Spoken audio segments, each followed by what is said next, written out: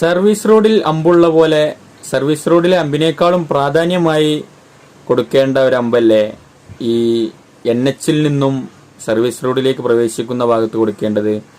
കാരണം എന്തെന്നാൽ NH-ലൂടെ പോകുന്ന വാഹനങ്ങൾ അതേ സ്പീഡിൽ തന്നെയാണ് ഈ സർവീസ് റോഡിലേക്ക് പ്രവേശിക്കുന്നത്.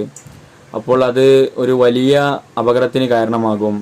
കാരണം സർവീസ് റോഡിലൂടെ പോകുന്ന വാഹനങ്ങൾ ഈ അമ്പ് ചാടി സ്ലോവിൽ വന്നാലും അവിടെ നിന്ന് NH-ൽ നിന്നും നേരെ ഇങ്ങോട്ട് കിടക്കുന്ന വാഹനങ്ങൾ NH-ലൂടെ പോകുന്ന അതേ സ്പീഡിൽ തന്നെയാണ് ഈ സർവീസ് റോഡിലേക്ക് പ്രവേശിക്കുന്നത്. അപ്പോൾ ഈ സർവീസ് റോഡിലേക്ക് പ്രവേശിക്കുന്ന ഭാഗത്ത് ഒരു അമ്പുണ്ടെങ്കിൽ അവിടുന്ന് വരുന്ന സ്പീഡിനൊരു നിയന്ത്രണം ഉണ്ടാകും. ബസ്സുകളെല്ലാം ചീറിപ്പാഞ്ഞ് ഒരൊറ്റ വരവാണ് ഈ റോഡിലേക്ക് വരുന്നത്.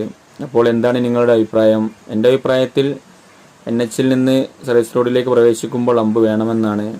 അപ്പോൾ എവിടെയും ഇങ്ങനെ ഒരു അമ്പ് കൊടുത്തതായി കാണുന്നില്ല. എന്താണ്